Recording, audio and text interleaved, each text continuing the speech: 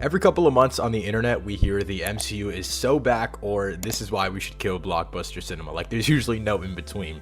Personally, I have always been in the middle. I've loved post-Endgame MCU much more than other people. But 2025 is going to turn out to be super essential for the MCU. This year, we end and start new phases. We got a movie back in February, one releases this weekend, and another is set to be Marvel's summer hit. Thunderbolts and Fantastic Four mark the end and start of these new phases, wrapping up the really weirdly executed multiverse saga. I'll talk about how this saga will wrap up, a potential mutant saga and all that kind of stuff at the end of the video, but I want to start with the Thunderbolts. Timestamps will be in the description down below, but there's a lot to talk about here. I want to give Thunderbolts its shine because from the cast to the production, I have a lot of thoughts. This is one of the two movies I think the general public is looking towards when judging, does the MCU have any juice left? This and Fantastic Four, of course. Fantastic Four is a completely different type of movie, the first MCU movie not even set on our main MCU world. And I want to talk about these films in conjunction later, breaking down the post-credit scene and really getting into the wrap-up of this saga in 2026. After this pretty stacked first half 6-month run of 2025, the MCU is going dark from theaters until Avengers Doomsday, Spider-Man 4, and then Avengers Secret Wars. And it feels like we finally got something impactful to the end of this multiversal saga with the end of Thunderbolts, but let's get started by talking about Thunderbolts really quick. A quick warning, I will be talking all things spoilers ahead, but I want to start off with just a simple line from the film that really summarizes the MCU currently, and I think it's also why this movie succeeds so much. A character says, "We have no reliable heroes." I think post-Endgame, the main problem with the MCU is just that we've never really had any interconnectivity between the main core of what the MCU is supposed to rely on. You know, we have the Avengers, and those were kind of built up separately and built to something. That's just never been the case. As much as I love the individual movies and individual characters and individual thematic ideas that they all propose, there has not really been connectivity. Now, is it too little too late? I'll leave that up to you. But for me personally, I really do think that's where this movie hits its stride. It has a phenomenal core of characters, and at the very center of it all is Florence Pugh's Yelena. She was actually in the first theatrical film post Endgame in Black Widow, which I think is really, really interesting that she's now the core of this new Avengers type of cast, and she is still the emotional center of it all. Florence Pugh is easily one of the best, if not the best talent currently in the MCU, I guess in the headlining section of it all, but I think she brings together this team perfectly. I think honestly every single one of the characters is brought together perfectly, but I think John Walker, Ghost, and Bucky, and Sentry, and all of these other characters are just brought together really, really well. But again, Yelena is that core. Her dynamic with her dad, who's Red Guardian, all of that just works perfectly. And that's kind of where I want to get into the thematic relevancy of this film. I guess more so just the way that they handle it and how comics have always really done that for me personally. And I think this movie is honestly the only time since I think some of the Druid exploration of humanity in Eternals that I've truly felt like the MCU is giving us some real substance in terms of real world issues. There's a scene between Yelena and Red Guardian that I think expresses the loss of passion, a loss of gratitude for what the world can and can't give you. There's a lot of just talking in this movie. It's a lot of one-on-one characters really dealing with things, and I feel like the MCU skims past that a lot. Multiverse of Madness is the only other recent time we've seen this really explored, at least in my personal opinion, and I think that works perfectly. And I think this is just a thematic exploration that I'd love to see more comic book projects take on. I think Invincible does this very well. From all of the footage and marketing and what we've heard of Superman, it seems like it'll be a good deconstruction of that as well. But nevertheless, back to talking about Thunderbolts, I do want to talk about this production. I'm not going to talk as in depth as everyone else on the internet. Twitter's obviously been raving about, oh my god, this movie is so practical, Marvel's so back, Marvel's so back. Honestly, once I heard the director of Beef was attached to this film,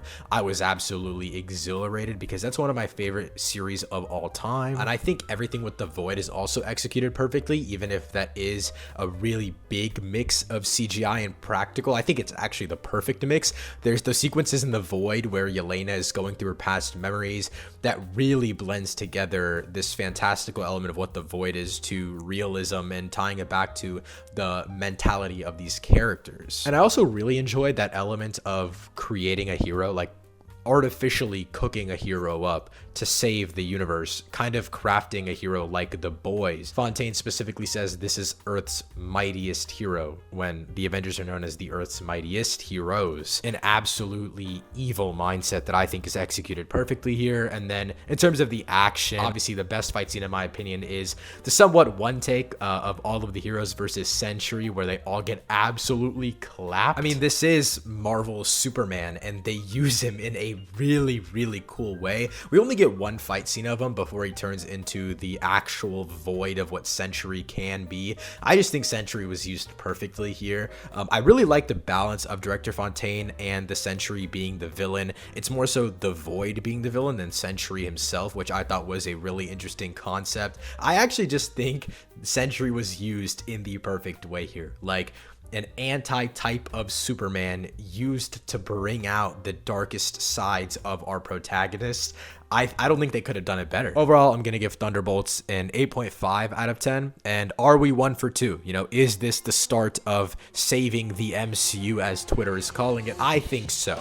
You know, I think if Marvel can keep this up on not only a technical level, but also prioritizing characters, you know what I mean? Bringing the mentality of what it is to be a hero to a team dynamic. That's something we haven't really seen in the MCU since Phase 2, I'd say. This is not only brilliant character writing, but again, on a technical level, if we can bring this over to Doomsday, especially if we can bring this over to Spider-Man, this is really a new era of the MCU, in my opinion. And we do need a new technical era for the MCU, because you look at Captain America Brave New World or Deadpool and Wolverine versus Thunderbolts and what we've seen of Fantastic Four, there is a major difference, in my opinion, and it is a good one. Now, Doomsday is going to be a movie that is very sci-fi, set in space, set in different universes probably, so I don't know about all that, but Spider-Man, I have high hopes now. Anyways, getting into the post-credit scene here, the mid-credit scene is just David Harbour's Red Guardian looking at a Wheaties box, but the actual post-credit scene is actually the longest Marvel post-credit scene that we've ever had.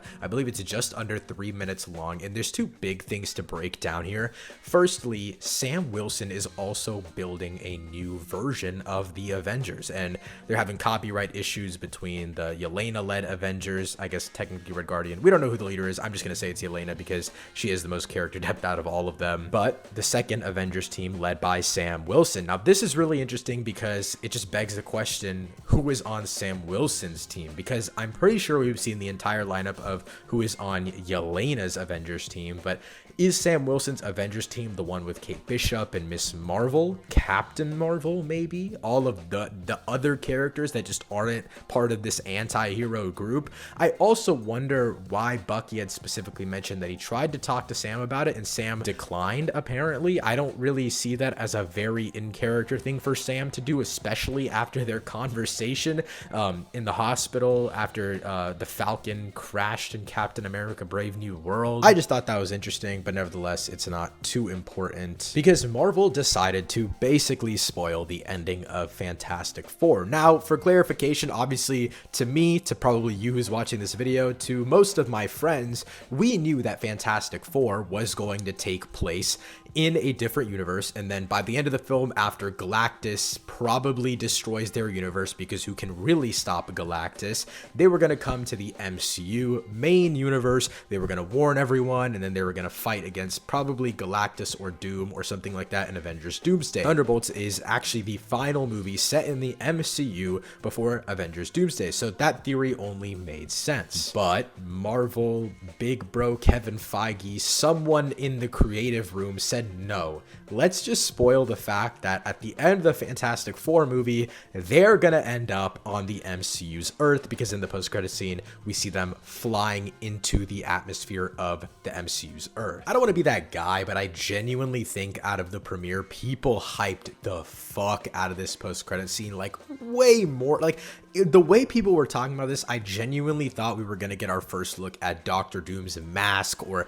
an overhead shot of Latveria or something. It's literally just the Fantastic Four ship entering the atmosphere, and then the other 2 minutes is just David Harbour making jokes at the Thunderbolts. I don't know. Even if we had just seen the Fantastic Four themselves, you know, maybe our first theatrical line of Reed saying something, maybe Reed's intercom connecting to communications with Yelena and the current Avengers, something like that would have been interesting to me. But we really just got a 4 on the ship, and people said that was like the best MCU post-credit scene post-Endgame. I don't know about all that. I know the Blade one didn't lead anywhere, but that one was just tough as fuck. Anyways, this obviously does connect to Doomsday because Fantastic Four are now confirmed to come to Earth.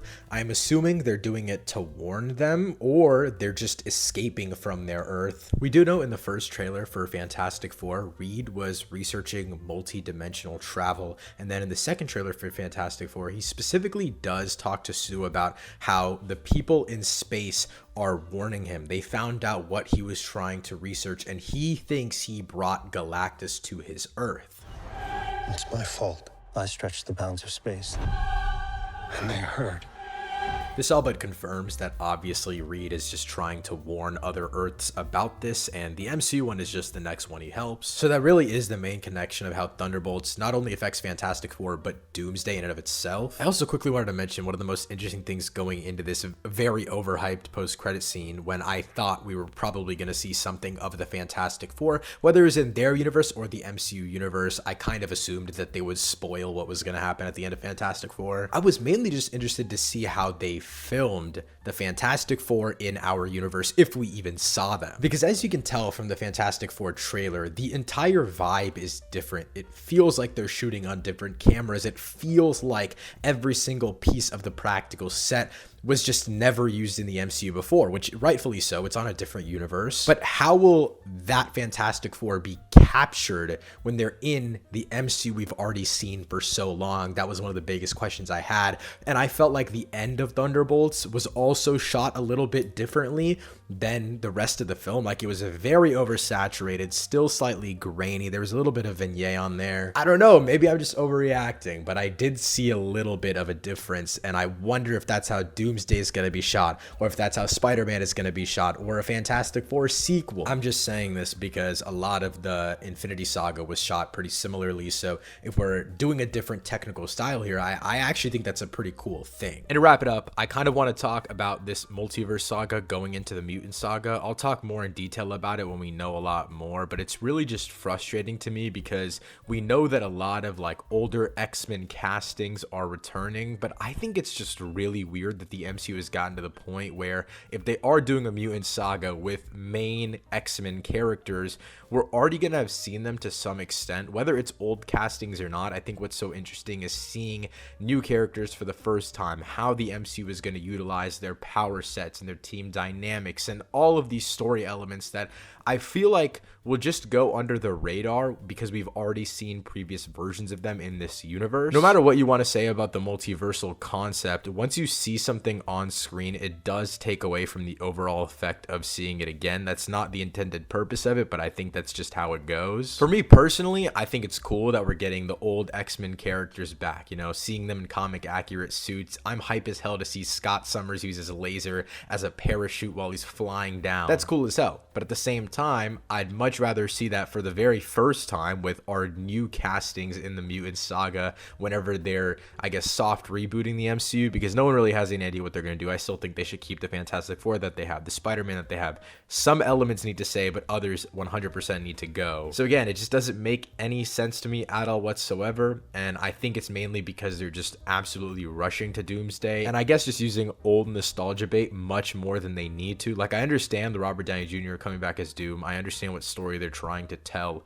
but at the same time, give it a little bit of space. But also all the stuff with King the Conqueror, Jonathan Majors, they were put in a very tough position. So I don't know if I can really blame them, but at the same time, as a fan of the material, it's kind of frustrating to see. But nevertheless, that wraps up all of my thoughts on Thunderbolts, how it affects the future of the MCU, and that post-credit scene. As always, let me know what you thought of Thunderbolts and what your predictions are for the future of the MCU in the comments down below. Thanks so much for watching. I'll see you next time. Peace.